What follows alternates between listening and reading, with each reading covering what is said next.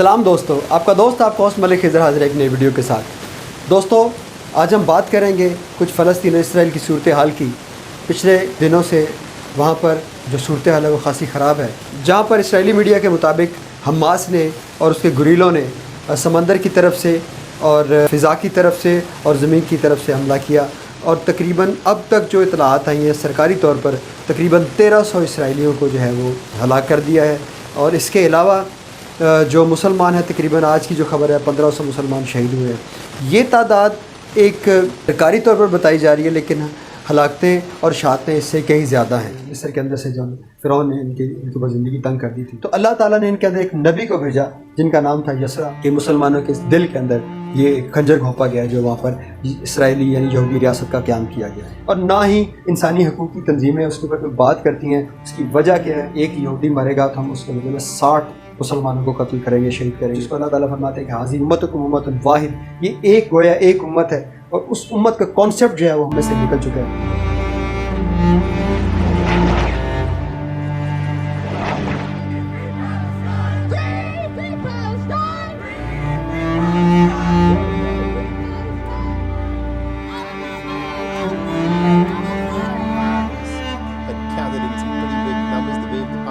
Flags and chanted in support of Gaza and the Al-Aqsa Mosque.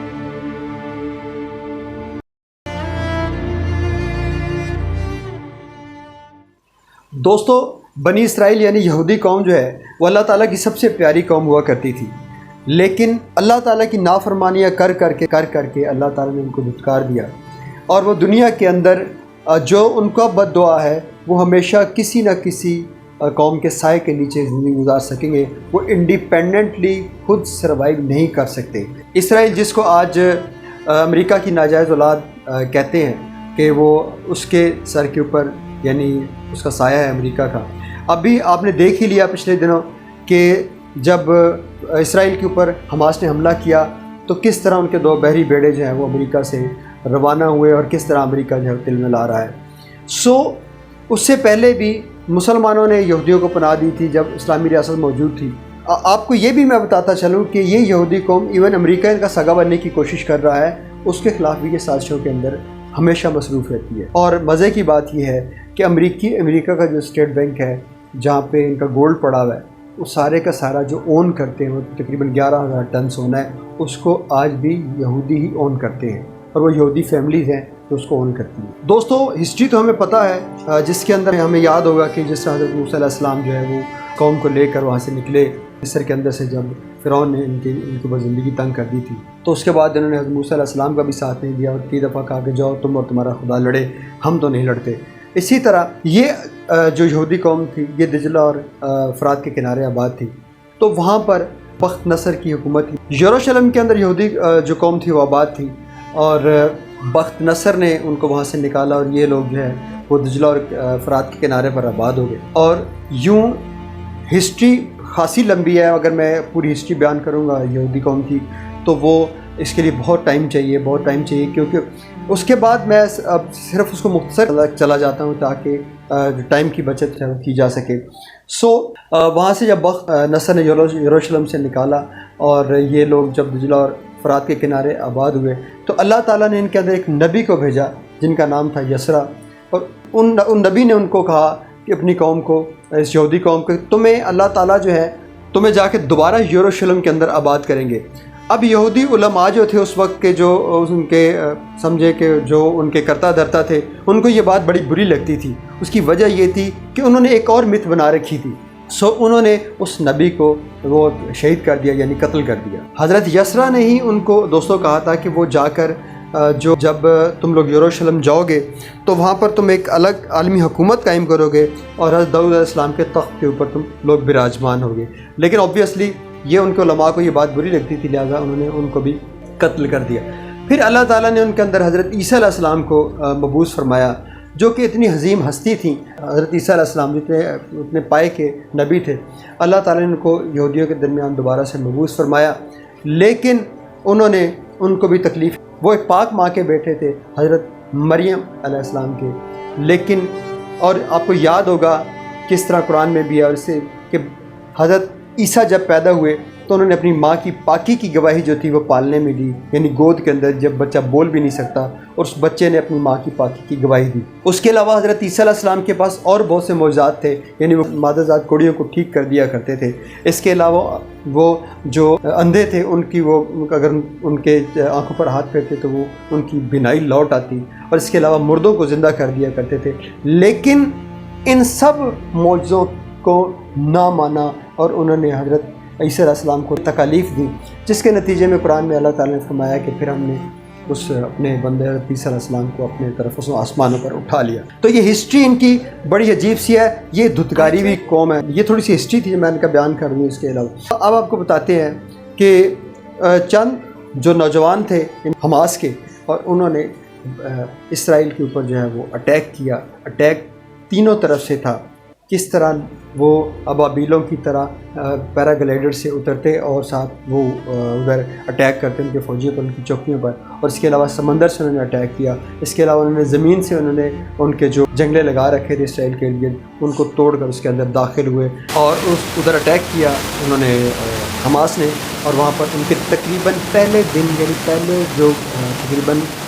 8 گھنٹے کے اندر ان کے 900 یہودی جو تھے وہ قتل کر دیے، اور کئی جو لوگ تھے ان کو یرغمال بنایا، اور کئی فوجیوں کو یرغمال بنا لیا۔ بہرحال انہوں نے خواتین کو نقصان نہیں پہنچایا۔ یہ پراپوگنڈا کیا جا رہا ہے کہ انہوں نے خواتین کے ساتھ بدتمیزی کی ہے، لیکن ایسا کچھ نہیں ہوا۔ یہ بیان ہم نے ٹی وی پر سنے ہیں کہ یہودی خواتین خود آ کر کہہ رہی ہیں کہ حماس کے مجاہدوں نے ہمارے ساتھ کوئی بدتمیزی نہیں کی۔ بہرحال چلتے چلتے تھوڑی سی بات مسجد اقصیٰ کے حوالے سے بھی کر لیں۔ سب سے پہلی بات یہ ہے کہ جو گولڈن ٹیمپل آپ کو نظر آتا ہے وہاں پہ ایک سنہرے رنگ کا گنبد، وہ مسجد اقصیٰ نہیں ہے، وہ ایک ڈوم انہوں نے بنا رکھا ہے، اس کو فوکس کرتے ہیں کہ یہ مسجد اقصیٰ ہے۔ بیسیکلی مسجد اقصیٰ سے تھوڑا سا ہٹ کے ہے، جس کے نیچے وہ کہتے ہیں تابوت سکینہ جو ہے وہ دفن ہے۔ ہم اس مسجد کو گرا کر اس پر دوبارہ ہیکل سلمانی جو ہے وہ تعمیر کریں گے۔ یہ جو مسجد اقصیٰ ہے، یہ تینوں جو آسمانی مذاہب ہیں یعنی اسلام، عیسائیت اور یہودیت، ان کے لیے یہ بہت ہی مقدس جگہ ہے۔ تو اس لیے یہ کئی دفعہ عیسائیوں کے قبضے میں رہی، کئی دفعہ مسلمانوں کے قبضے میں رہی، اور کئی دفعہ یہ یہودیوں کے قبضے میں رہی۔ دوستو ہوتا یوں ہے کہ چند یہودی آ کر آباد ہوتے ہیں فلسطین کے اندر، اور وہاں پر کچھ زمینیں خریدنا شروع کر دیتے ہیں اور وہاں پر وہ آباد ہو کر رہنا شروع کر دیتے ہیں۔ لیکن آہستہ آہستہ ظاہر ہے جس طرح ایسٹ انڈیا کمپنی ادھر ہندوستان کے اندر آئی تھی، انہوں نے وہاں پر قبضہ کرنا شروع کر دیا، اور ایونچولی فائنلی 1947 کے اندر انہوں نے امریکہ کے ساتھ مل کر وہ وہاں پر ایک صہیونی ریاست قائم کی اور باقاعدہ ایک ریاست کا اعلان کیا، جو کہ مسلمانوں کے سینے کے اندر ایک جو سمجھیں قائد اعظم محمد علی جناح نے کہا تھا کہ مسلمانوں کے دل کے اندر یہ ایک خنجر گھونپا گیا جو وہاں پر اسرائیلی یعنی یہودی ریاست کا قیام کیا گیا ہے۔ بہرحال حالات آگے چلتے رہے۔ امریکہ سپر پاور ہونے کے ناطے وہ سمجھتا ہے کہ اسے دنیا کے اندر بیلنس آف پاور چاہیے، اس نے عربوں کے لیے اسرائیل کو رکھا ہوا ہے، اسرائیل کے لیے عربوں کو رکھا ہوا ہے، بھارت کے لیے پاکستان کو رکھا ہوا ہے، بھارت کے لیے پاکستان رکھا ہوا ہے، اور چائنا کے لیے بھارت کو رکھا ہوا ہے۔ وہ کوئی نہ کوئی محاذ کہیں نہ کہیں سے کھول دیتا ہے۔ اسی طرح یہ محاذ جو ہے وہ آئے دن کھولا جاتا ہے۔ یعنی ایران عراق وار کے اندر بھی امریکہ انوالو رہا، کیونکہ میں نے پہلے ایک ولاگ کے اندر آپ کو عرض کیا تھا کہ دنیا کے اندر اگر جنگیں لگی رہتی ہیں تو امریکن اکانومی جو ہے وہ اس کو بوسٹ ملتا ہے۔ لاسٹ ٹائم جو امریکن جب اٹیک ہوا ہے حماس کا اسرائیل کے اوپر، تو امریکہ کی جو اکانومی ہے اس کو تقریباً میں پڑھ رہا تھا کہ اس کو بوسٹ ملا ہے، وہ اوپر کی طرف گئی ہے۔ جنگیں جب لگتی ہیں دنیا کے اندر تو امریکہ کو اس کا بھرپور فائدہ ملتا ہے، کیونکہ امریکہ خود اسلحے کا کاروبار کرتا ہے، پوری دنیا کو اسلحہ سپلائی کرتا ہے۔ ابھی بھی وہ دھڑا دھڑ اسلحہ جو ہے یوکرین اور اسرائیل کو سپلائی کر رہا ہے۔ بہرحال دنیا جو ہے وہ دو دھڑوں میں بٹ رہی ہے، ایک طرف شمالی کوریا ہے، ایک طرف رشیا ہے، ایک طرف چائنا ہے اور ایران ہے، اس کے علاوہ عرب ممالک ہیں کچھ اس میں سے، لیکن پاکستان ابھی تک کوئی کلیئر سٹانس نہیں لے سکا۔ لیکن پاکستان کا میڈیا جو ہے وہ فلسطین کی خبریں لگاتار چلا رہا ہے، جس کے اندر وہ وہاں پر ہونے والے شہادتیں اور نقصانات کو باقاعدہ دکھا رہا ہے۔ دوستوں 1947 کے اندر یہ حالات چلتے رہے اور یہودی جو ہے وہ مسلمانوں کو وہاں پر مارتے رہے اور اسی طرح ان کے اندر آپس میں لڑائیاں ہوتی رہیں۔ شیخ احمد یاسین جنہوں نے حماس کی بنیاد رکھی تھی ان کو بھی شہید کیا گیا، اور تقریباً 30 سال پہلے 31 سال پہلے اوسلو معاہدہ ہوا، جس کے تحت وہاں پر یہ طے کیا گیا UN اور امریکہ اور باقی دیگر ممالک کے ذریعے کہ جو ویسٹ بینک ہے اور غزہ ہے اس کے اندر ایک آزاد فلسطینی ریاست قائم کر دی جائے۔ لیکن آج 31 سال گزرنے کے باوجود وہاں پر کوئی فلسطینی آزاد فلسطینی ریاست قائم نہیں کی گئی، اور وہاں پر وہ جو اتنی بڑی جیل ہے غزہ کی، جس کو ایک طرف سے سمندر لگتا ہے، وہاں سے انہیں فشنگ بھی نہیں کرنے دی جاتی، اور دوسری طرف سے ان کو کھانا یا پانی بھی لینے نہیں دیا جاتا، ان کو ایک جیل کے اندر جو مسلمانوں کو، جو وہاں پر تقریباً 60 لاکھ مسلمانوں کو کنٹین کر کے رکھا ہوا ہے، اور وہاں پر ان کے جب دل کرتا ہے اسرائیلی فوجی آ کر ان کے بچوں کو مار دیتے ہیں، اور وہاں پر ان کی گھروں کو تباہ کر دیتے ہیں۔ دوستو 2008 کے اندر کریم ابو سالم میں ایک علاقہ تھا غزہ کے اندر، اس کو پورا سٹی تباہ کر دیا گیا۔ اسی طرح غزہ کے ایئرپورٹ کو 2001 کے اندر جو ہے وہ صفحہ ہستی سے مٹا دیا گیا، اور یوں نہ وہاں بجلی نہ پانی اور کسی بھی قسم کی کوئی چیز وہاں موجود نہیں ہے۔ دوستو اس راستے کو جو بھی جاتا ہے غزہ کی طرف، اس کو چاروں طرف سے بند کیا گیا ہے۔ صرف ابو رافع ایک علاقہ ہے مصر کی طرف سے جہاں سے کچھ سامان جو ہے سپلائی کیا جاتا ہے، لیکن وہ سرنگیں بھی کبھی کبھی کھولی جاتی ہیں، ان کو بھی مصر نے بند کر کے رکھا ہوا ہے۔ دوستو 2006 سے لے کر اب تک 33,000 بچوں کو اسرائیلی جو ہیں وہ شہید کر چکے ہیں، فلسطینی بچوں کو، مسلمان بچوں کو 33,000 بچوں کو شہید کر چکے ہیں، جو ایک نسل کشی ہے۔ اس کے علاوہ تقریباً 1.5 لاکھ مسلمان ان 33,000 بچوں سمیت اب تک 2006 سے لے کر اب تک شہید ہو چکے ہیں، لیکن اس پر کوئی UN کوئی امریکہ آواز نہیں اٹھاتا، اور نہ ہی انسانی حقوق کی تنظیمیں اس کے اوپر کوئی بات کرتی ہیں۔ اس کی وجہ کیا ہے؟ اس کی وجہ یہ ہے کہ وہاں پر صرف مسلمان بچے مرے ہیں۔ اس کے علاوہ آپ دیکھیں کہ یوکرین کے اندر اگر رشیا حملہ کرتا ہے تو امریکہ جو ہے وہ فوراً مدد کو پہنچ جاتا ہے، پوری دنیا جو ہے مدد کو، پورا یورپ مدد کو پہنچ جاتا ہے۔ اور آج اگر حماس نے حملہ کیا ہے اسرائیل پر، جو کہ ایک صہیونی ریاست ہے اور جو کہ ایک ناجائز ریاست ہے، اس کے اوپر بھی امریکہ اور تمام یورپ جو ہے اکٹھا ہو کر کھڑا ہو گیا ہے۔ ان کو کسی نہتے مسلمان کا، کسی نہتے انسان کا کوئی درد محسوس نہیں ہوتا۔ ادھر انڈیا کی دم پر بھی پاؤں آ چکا ہے، کیونکہ پچھلے مہینے G20 کانفرنس ہوئی ہے انڈیا کے اندر، اور اس کے اندر یہ بتایا گیا تھا کہ جناب اب ایک روڈ بن رہی ہے جو بمبئی سے نکلے گی، اور جو بمبئی سے ریاض یعنی سعودی عرب جائے گی، اور وہاں سے شام سے ہوتے ہوئے یروشلم جائے گی، اور وہاں سے پھر آگے یورپ سے اس کا کانٹیکٹ کر دیا جائے گا۔ تو اس سارے معاہدے کے اندر جو امریکہ، جو بھارت کا جو تجارتی جو ایک روٹ تھا، اس کو قائم کرنے کی کوشش کی گئی، جو کہ پیرلل اس کے چائنا کے جو ون بیلٹ ون روڈ تھا، تو اس کو فیل کرنے کے لیے ایک نیا جو منصوبہ کیا گیا، اس کے اوپر پانی پھر گیا، جس کی وجہ سے BJP اور بھارت کی جو حکومت ہے وہ وہ بہت زیادہ فلیئر اپ ہو گئی، اور اس نے حماس کو باقاعدہ دہشت گرد قرار دیا۔ اور آج تک، اس سے پہلے گاندھی جو تھے ان کا بھی یہی سٹانس تھا کہ اسرائیل ایک ناجائز ریاست ہے، لیکن BJP کی حکومت جب سے آئی ہے، انہوں نے مسلمانوں کے خلاف اور دوسری اقلیتوں کے خلاف جو کچھ محاذ کھول رکھے ہیں ظلم کے، وہ ہمارے سامنے ہے۔ دوستو پچھلے ایک ہفتے کے اندر جتنا ظلم کیا جا چکا ہے فلسطین کے اندر، بے شک اسرائیل کے اوپر حملہ ہوا، اور اسرائیل جان بوجھ کر، میں پنجابی میں کہتے ہیں کہ وہ بھیڑوں کی کھکھر کو چھیڑنا چاہتا ہے، چھیڑا اس نے، اور وہ جان بوجھ کر مسلمانوں کو شہید کرتا ہے، بچوں کو قتل کرتا ہے، اور خواتین کی عصمت دری کرتے ہیں۔ تو وہ وہاں پر جب کرتے تو اس کے ریٹیلیشن کے اندر مسلمان اور حماس سے اس کے اوپر حملہ کرتے ہیں۔ لیکن آپ کو ایک بات بتا دوں کہ جو نیتن یاہو ہے، اس نے کہا تھا کہ اگر ایک یہودی مرے گا تو ہم اس کے بدلے میں 60 مسلمانوں کو قتل کریں گے، شہید کریں گے۔ وہ آج اس کو پورا کرنے کی کوشش کر رہا ہے، اس ٹارگٹ کو۔ مسلمانوں کے وہاں سٹیز جو ہیں ان کو ملیامیٹ کر دیا گیا، ان کے گھروں کو تباہ کر دیا گیا، وہاں سے انہیں نکلنے نہیں دیا جا رہا، اور وہاں پر پوری طرح جو ہے وہ ایک جو بارود ہے اس کو پھینکا جا رہا ہے۔ لیکن دوسری طرف سے حماس کے بہادر نوجوان جو ہیں وہ بھی اسی طرح ڈٹ کے کھڑے ہیں، جس طرح ایک مسلمان کو ڈٹ کے کھڑا ہونا چاہیے۔ لیکن بڑے افسوس کی بات ہے کہ پوری دنیا کے مسلمانوں نے ان کی کوئی فزیکل مدد نہیں کی۔ ہم اپنے فلسطینی بھائیوں کے لیے ان کو کمبل تو دے سکتے ہیں، ٹافیاں دے سکتے ہیں، ان کو کھانا دے سکتے ہیں، لیکن ہم ان کی پروٹیکشن نہیں کر سکتے، کیونکہ ہم، جس طرح میں نے پہلے اپنی ایک ویڈیو میں بتایا تھا کہ ہمیں کفار نے ٹکڑوں میں تقسیم کر دیا ہے۔ ہم اس وقت 60 سے زیادہ ملکوں میں تقسیم ہے مسلمان، اور ہماری پہچان وہ لا الہ الا اللہ محمد رسول اللہ نہیں رہی۔ آج ہماری پہچان کیا بن چکی ہے کہ ہم فلسطینی، ہم عراقی، ہم ایرانی، ہم پاکستانی، ہم بھارتی ہیں، اور لیکن درمیان میں سے اس جو ہماری ایک، جس کو اللہ تعالیٰ فرماتے ہیں کہ حاضی امتکم امۃ واحد، یہ ایک گویا ایک امت ہے، اور اس امت کا کانسیپٹ جو ہے وہ ہم میں سے نکل چکا ہے۔ رسول اللہ صلی اللہ علیہ وسلم نے فرمایا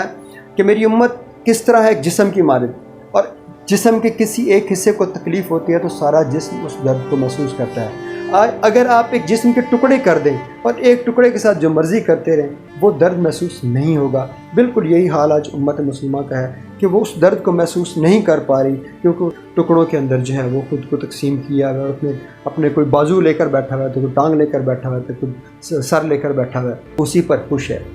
لیکن آپ دیکھ لیں برصغیر کے اندر بھی جو اس وقت ورلڈ کپ ہو رہا ہے کرکٹ کا، اس کے اندر لوگ مصروف ہیں اور ان کے پاس اتنا ٹائم نہیں ہے کہ وہ اس کے اوپر کوئی بات کر سکے۔ بلکہ افسوس کی بات یہ ہے کہ پچھلے دنوں یہ لاہور کے اندر ہی جماعت اسلامی نے ایک جو ہے وہ نکالی ہے ریلی فلسطین کے اوپر، اسرائیل کے خلاف۔ تو یہ بھی ایک دھوکہ اور فراڈ ہے۔ میں یہ نہیں کہہ رہا کہ جماعت اسلامی دھوکہ اور فراڈ کر رہی ہے، میں یہ کہہ رہا ہوں کہ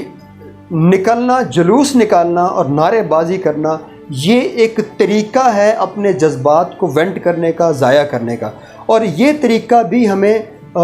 ڈیموکریسی نے دیا ہے، ماڈرن ڈیموکریسی نے دیا ہے اور کیپٹلزم نے دیا ہے کہ تم جا کے جو مسئلہ ہوتا ہے جا کے نعرے مارو اور نعرے مار کے واپس آ جاؤ، اور تم لوگ رات کو یہ بات بیٹھ کر سوچو کہ ہم نے بڑا کام کیا آج۔ تو آج جو لوگ احتجاج کے لیے نکل رہے ہیں فلسطین کے حق میں اسرائیل کے خلاف، وہ بھی نعرے مار کر رات کو اپنے جو ہے وہ گرم پانی گلا ٹھیک کر کے سونے کی کوشش کرتے ہیں کہ ہم بڑا کام کر رہے ہیں، حالانکہ کچھ بھی نہیں ہوا۔ ہونا تو یہ چاہیے کہ فزیکلی اسلامی ملکوں کی جو فوجیں ہیں وہ ان کی مدد کرتی اور ان کی مدد اپنے مسلمان بھائیوں کی مدد کے لیے پہنچ جاتی۔ میں نے کئی دفعہ ایک بچی کا میں نے بیان سنا تھا جو تمام مسلمان امت کی فوجوں کو پکار کر کہہ رہی ہے کہ میں خدا کی قسم قیامت والے دن میں تم لوگوں کو جا کے تمام مسلمان حکمرانوں کو پوچھوں گی، اپنے اللہ کو شکایت کروں گی کہ ان کے پاس تمام اسلحے موجود تھے لیکن یہ ہماری مدد کو نہیں ہے۔ دوستو، بڑی تکلیف دہ چیز ہے، بڑے تکلیف دہ مناظر ہیں جو دیکھے نہیں جاتے، لیکن اللہ تعالیٰ فرماتے ہیں کہ جب کوئی شخص قومیت اور وطنیت کی طرف بلاتا ہے اور اس کے لڑتا اور مارا جاتا ہے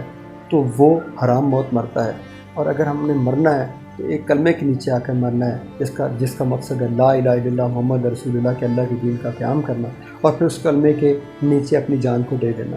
میں اپنے آج کے جو ہے ولاگ اس کو یہاں کنکلوڈ کرتا ہوں اور دعا کرتا ہوں، اے میرے پاک پروردگار، تو مسلمانوں کی مدد فرما اور مسلمانوں کو فتح نصیب فرما۔ اپنے دوست اپنے ہوسٹ مالک کو اجازت دیجیے۔ اللہ حافظ۔